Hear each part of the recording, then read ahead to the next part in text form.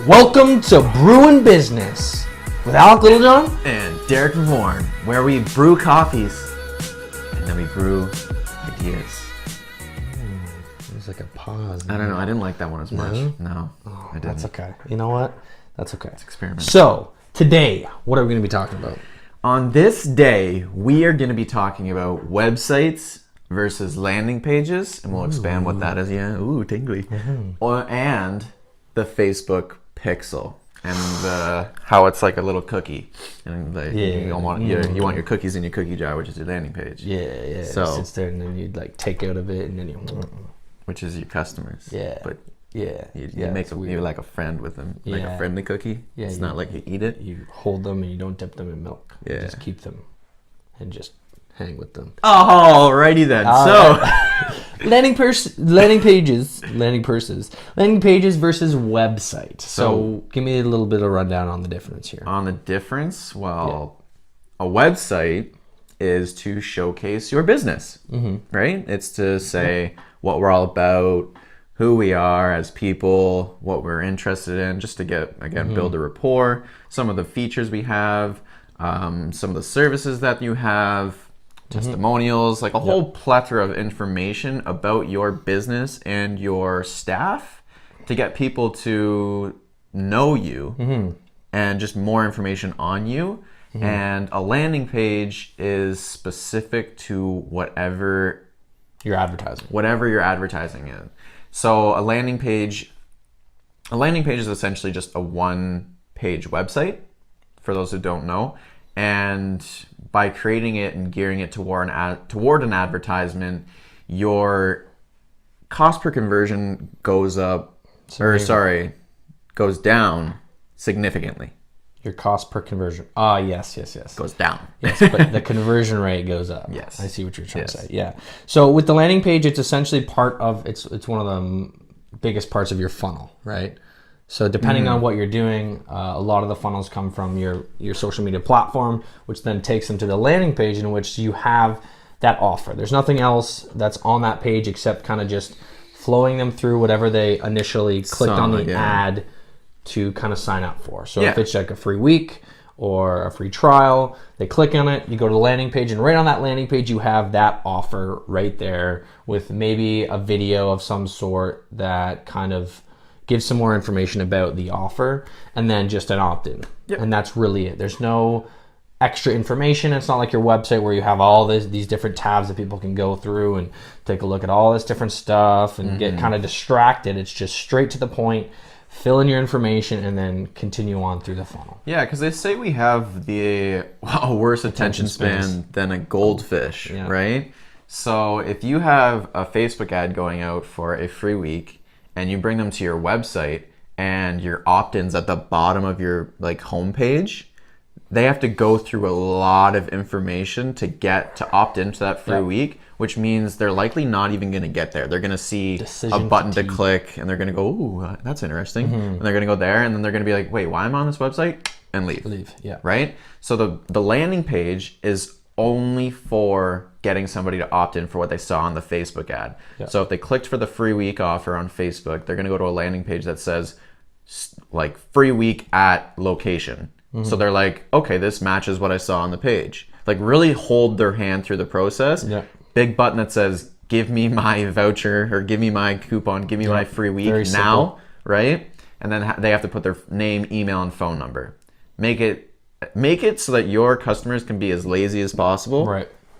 That's why Amazon actually added that feature where it's auto-populated or one click. Yeah. It's like, you put in your information. It's like, do you want to buy this? Click this button, done.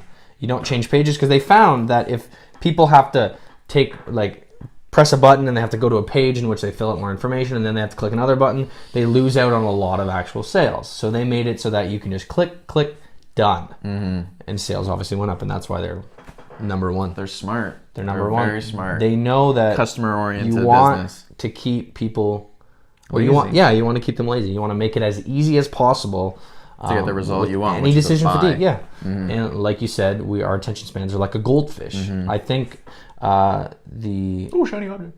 Yeah, the stats are when somebody reaches a website, let's say, you have about 6 seconds. I think it's actually less or so, a certain amount of seconds. I think it's 6, 5 or so to catch their attention before they leave the page, which is not a lot of time. And with your website, that's why we like the landing page is kind of more geared towards your funnel, because if your website isn't optimized fully, if it's not like a funnel itself, the website, which kind of guides them through to get that sale, then people aren't going to really convert on your website. And that's why they aren't going to. No, they're not. And that's why I've seen a lot of companies that are actually doing Google ads and their website is garbage. So they're paying for people to click on their keywords. They're going to their website and their website isn't optimized. It's not optimized. They have sign up for a newsletter. It's not even, What kind of incentive is that to sign up for a newsletter? I'm not going to sign up for your newsletter. I don't even know what the heck your newsletter is about. There's no incentive. It's not like you're... Why am I going to give you my information? I'm not going to give you my information. If it's like 5 tips on enhancing your social media, okay, maybe. Yeah, maybe that's even better. Or free... If that's something that your page, like I went on your page for, is to learn more about social media and like, oh, a free tip. Yeah, I'll put my email in. Yeah. But like when websites have sign up to our weekly newsletter. Okay, yeah. Like that's silly to think that that's going to work. And if you're actually putting money into AdWords to bring people to a website, hoping that, oh, I'm advertising now, my business is going to start making more money, it doesn't work like that. Nope. Right? So even if you're doing Google ads, maybe bring them to a landing page, because if you're not optimizing your website, it's almost useless. You're burning money. It's almost useless, to be honest. Yep. So I mean, that's why landing pages can be used as actual sales pages. So a lot of the time, I've seen some companies now just kind of researching some marketers where their website is actually just a straight landing page.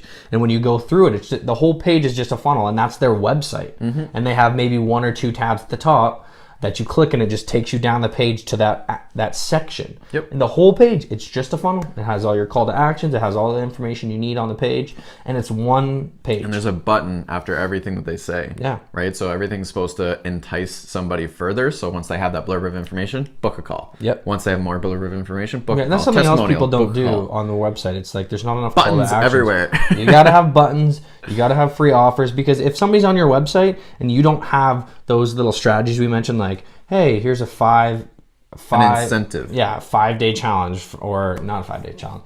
5 free tips. Strategies or tips to do whatever. Yeah. So I mean, if you don't have a good website, then definitely landing page is where you want to go. Even if you have a good website, when you're doing a promotion for a specific thing, you need a landing page. It's just it's simple to implement, and it just makes it so that your conversions go up. You're spending less money making more of it, which everybody wants, right? Absolutely. And we're just going to kind of talk about how the Facebook pixel plays into this. So with the website and the landing page. With the website and the landing page. And I thought of like this analogy after I'd explained it before, where it's like a cookie jar. So your Facebook pixel is like a cookie jar. Yep. And your website is the fridge. And if you don't have a cookie jar on your fridge, you can't go in and grab the extra cookies. Okay. Wait. I'm not done yet. Right? So if you don't have the Facebook pixel, you don't have a cookie jar, cookies just fall behind the fridge. You can't get them, right? But as soon as you put the cookie jar on top of the fridge, aka the pixel, you can use those cookies later.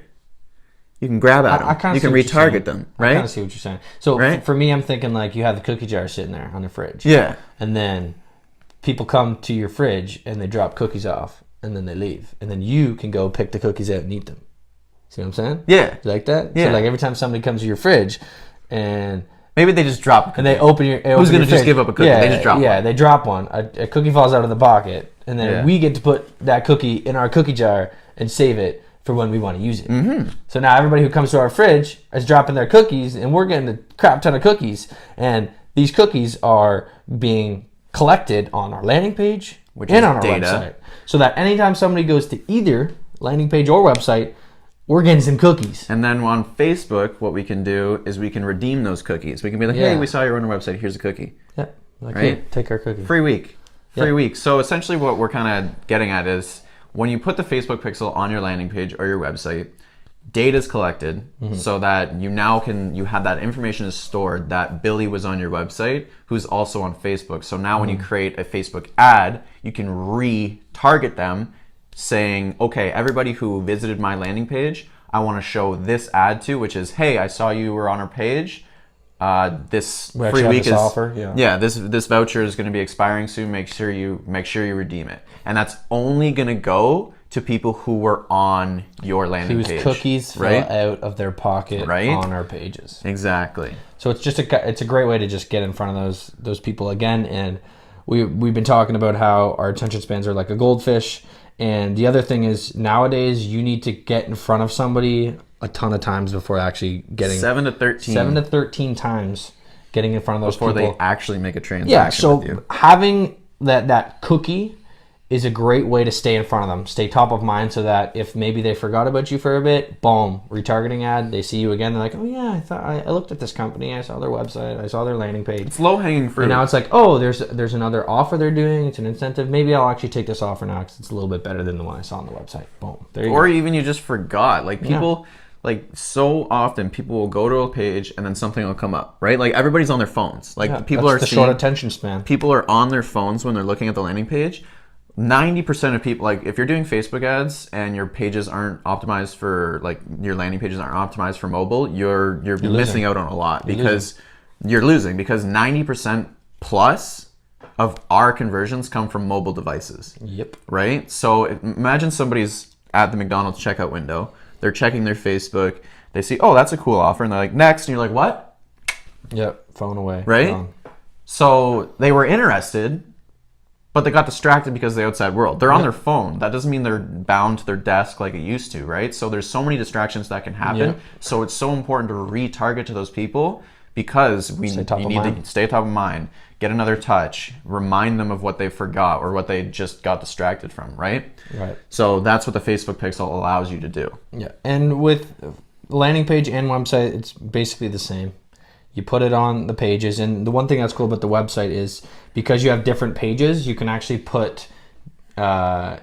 utilize custom conversions to kind of, it's just kind of getting a little bit, you can kind of gear your targeting. So if you know that somebody, let's say, made it to your opt-in page and then left, you can target those people. You can also target the people who've gone through your funnel, but you don't really need to do that if they get to the thank you page because they've already bought or they've already opted in. I think what you're talking about is, because you said website. So if they went to your services page, or say, so I was speaking to a gym owner who had his website, and then he had a button that said work out by yourself and a button that said work out with a coach. So once you click the workout with a by yourself button, it would take you to a page. So on that page, you could have a custom conversion set to wants to work out by themselves. So that you can put an ad to them saying kind of directed towards working out by themselves. Exactly, and right? The opposite, and then the same for the coach. Yeah. So if you notice that they were on that page, then they're clearly interested in working out with a coach. So you don't want to send them an ad saying, hey, we saw you're on our website, come work out by yourself all you want. You want them to see something like, hey, we have trainers all the time, world class, more than happy to have you come in, try us out for a couple free training sessions. So you essentially can have a different pixel on each page, or is it the same pixel? It's the same pixel. It's just you're targeting what page specifically they landed You're on. giving it a specific name. So think of it as a name. So when a child's born, you give it a name. So when a person's gone to a certain page, so each cookie jar has their own, but they're the same cookie jar. It just has a name on it. It's just categorizing. Gotcha. So cookie jar, you got chocolate chip, raisin, not raisin, Chris. Peanut butter. Gotcha. Okay. So cool. Yeah. So those are some of the reasons why you need a landing page if you're going to be advertising and not using your website. It's just we can't stress that enough. Yep. It's so important. And then having your Facebook pixels greatly complement everything that you're going to be doing on Facebook.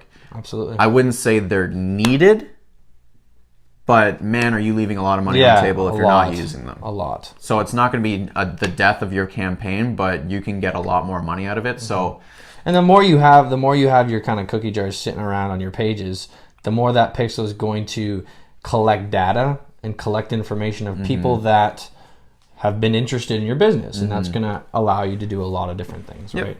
Exactly. So let's get into our needs, wants, and likes for today. So needs. We got a lot to do today. We gotta create a demo walkthrough. Demo video walkthrough. Yeah, when we're talking with clients, explaining our process takes over the phone verbally without any visuals. If they're visual learners, we're missing out because 32% But even of people so, are. like even if you're audio learner, like I just don't think we can really exemplify what we do because it's like we're talking French to them. They don't understand what we're talking about. It makes a whole lot of sense to us, but we can't. Like if we were to explain It's to hard a to provide the 3-year-old, value and make it so that our pricing is way lower than the value that we're talking about when we're just having to say it. If we had verbally visual throw up. representations, testimonials, like I can say all I want. Oh, we collected 100 leads in 3 days, but if they don't see the value of that truly, then it's going to be hard to kind of convert them on our pricing. So demo the walkthrough. You need to call. I need to call. I need to call and follow up with our Facebook ad lead. Mm-hmm. We also need to follow up with a few for Alec. Yeah. Presentation video for a large company. Yeah, potentially could be a pretty lucrative deal. So that's exciting. Outreach vid as well. I need to make that. That's basically just going to be walking people through essentially we're going to make a campaign for somebody before we're even working for them, and we're just going to say, hey, we already have this made, can we turn it on for you? And hopefully that'll get some people interested. Contacts. Yep. And then follow up on Facebook and call follow-ups. Yeah, do some more phone calls.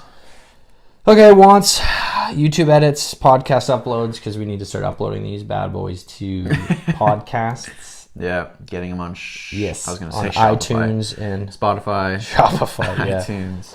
And then I think we need, for our Facebook ad, some variations. Just coming up with some new ideas. We did get another new one. Well, we got an idea done. An idea. But it's just about coming up with a different one. And we really want to scale our Facebook ad. We want to spend a lot of money on it. Because, like, same thing we talk about with our clients. The objective is not to be scared of the money you're spending on Facebook. The objective is to figure out how can we spend more money on Facebook. Right? Because if we can get, I'll give $1,000 to Facebook every day if it's making me 2,000, even 1,500. Even 1,500 because our stuff's recurring, right? So, I mean, if we can spend more money because we know we're gonna make it, we're happy to do it, right? So some people are so scared, they're like, oh, I don't know if I want to spend that much on Facebook. It's just like, well, if you're spending that and you're making 3 to 4 times that, it becomes of like, well, if I can do that all the time, can I spend 5,000?